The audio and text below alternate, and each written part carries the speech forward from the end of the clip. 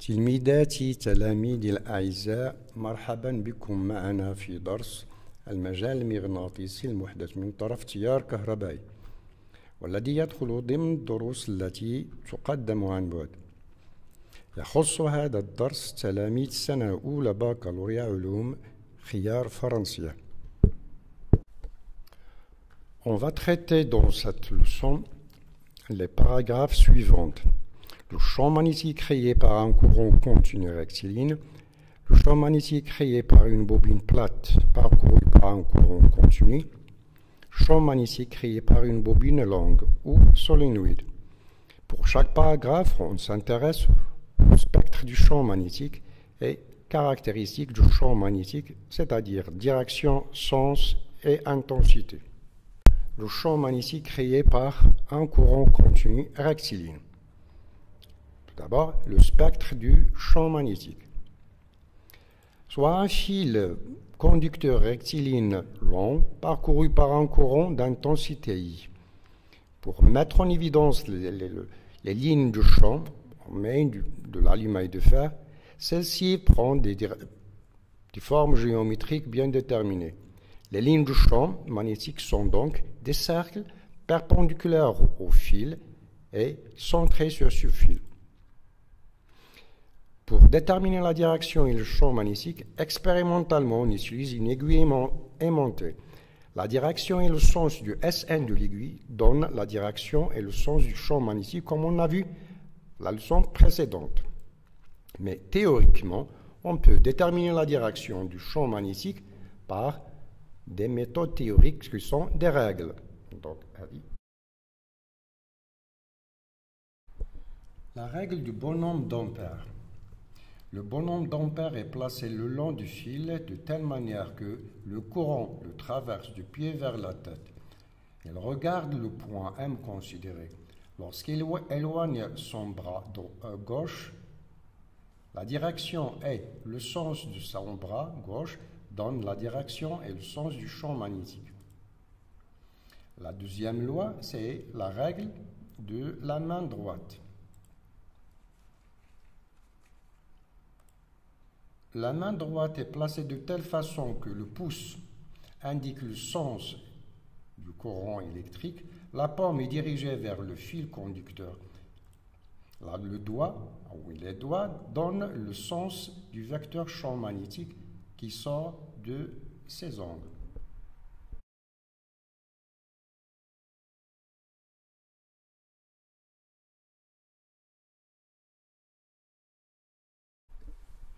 L'intensité du champ magnétique.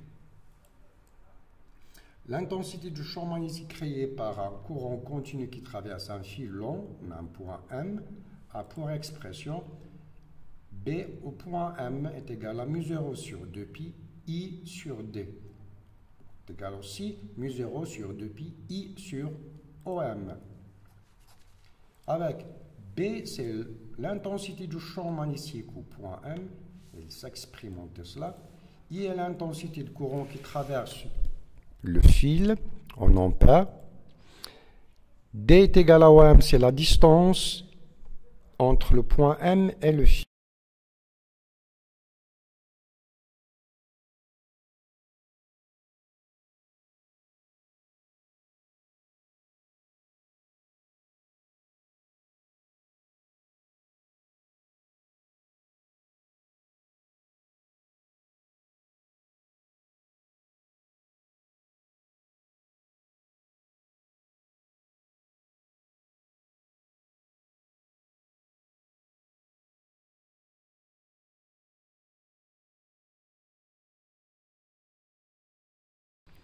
Il faut que OM soit perpendiculaire au fil. mu0, c'est la constante de la perméabilité du vide ou de l'air.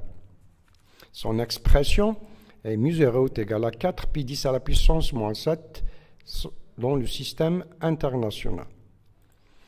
Donc l'expression du champ magnétique, de l'intensité du champ magnétique peut être aussi exprimée en utilisant la nouvelle expression du mu0 sur la forme de Bm est égal à 2 10 moins 7 I sur D.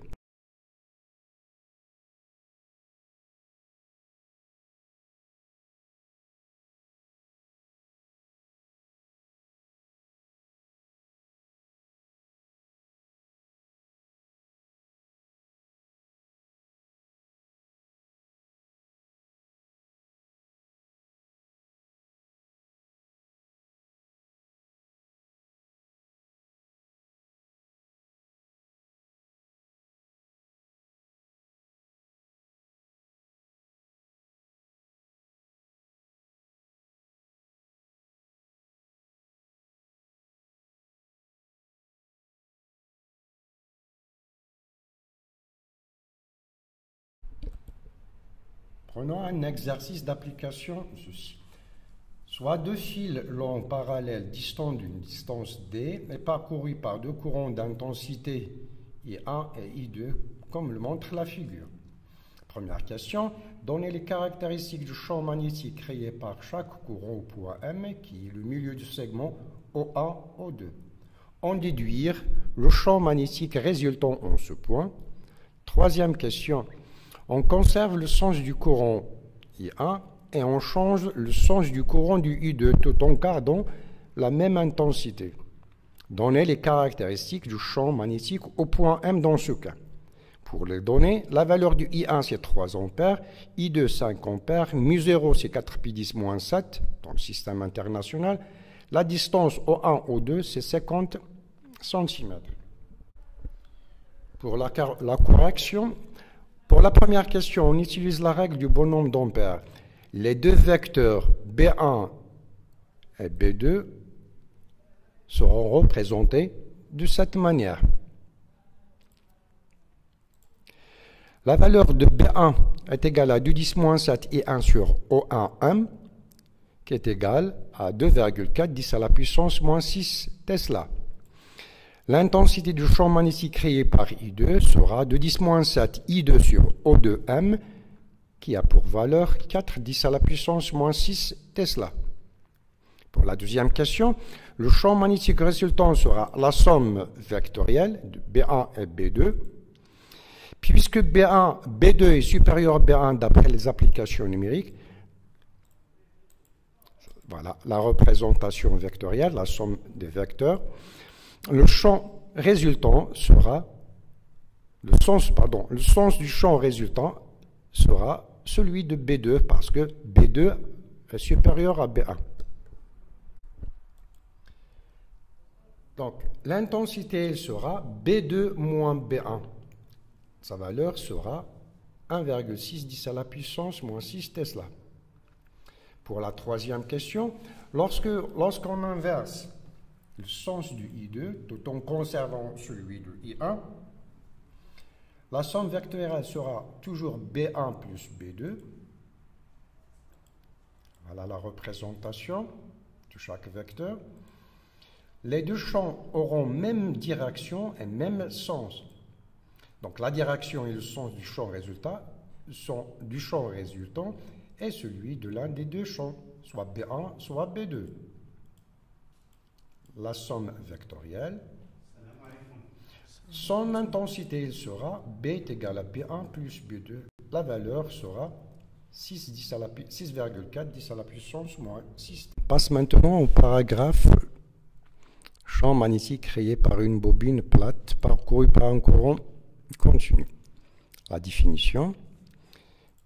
Une bobine est formée par un enroulement de fil conducteur sur un cylindre de rayon R. La longueur, cette distance, ça représente la longueur de la bobine. Si la longueur de la bobine est petite devant le rayon, la bobine est dite une bobine plate. Le spectre du champ magnétique. La forme des lignes du champ magnétique au centre de la bobine sont des droites parallèles et perpendiculaires au plan de la bobine. Caractéristiques du champ magnétique créé par un courant au centre d'une bobine plate. La première règle, c'est la règle de bonhomme d'Ampère. Le bonhomme d'Ampère est placé sur le circuit, sur la bobine, de telle façon que le courant lui traverse du pied aux têtes. Il regarde au point haut, puis il tend sa main gauche. La direction et le sens de la main gauche donnent la direction et le sens de B. La deuxième règle, règle de la main droite. La main droite est placée de telle façon qu'il coïncide au circuit. Donc, le pouce indique le sens et la direction du B, du champ magnétique au centre, de telle façon que des doigts sort le courant électrique. D'une manière expérimentale, on détermine la direction et le sens du champ magnétique par une aiguille aimantée. L'intensité du champ magnétique au centre de la bobine se calcule par la relation BO est égal à μ0 sur 2 NI sur R.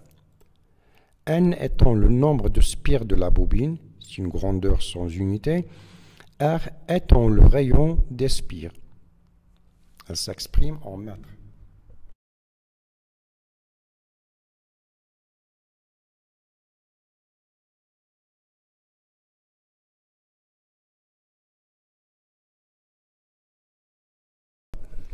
Le champ magnétique créé par une bobine longue. Une bobine longue ou solénoïde est une bobine dont la longueur L est supérieure à son rayon, N étant le nombre de spires de cette bobine. Spectre du champ magnétique. À l'intérieur du solénoïde, les lignes du champ magnétique sont des droites parallèles et perpendiculaires au plan du spire. Caractéristiques du champ magnétique au centre du solénoïde. La direction et le sens. En utilisant la règle de Bonhomme d'Ampère, le courant le traverse du pied à la tête. En tendant son bras gauche, il détermine la direction et le sens du B. L'intensité. L'intensité du champ magnétique au centre du solénoïde a pour expression B est égal à μ0 NI sur L. N est le nombre de spires, L sa longueur et I l'intensité de courant. Elle s'exprime aussi par la relation μ0 NI. Avec petit n, c'est le nombre de spires par mètre. Elle s'exprime spire par mètre.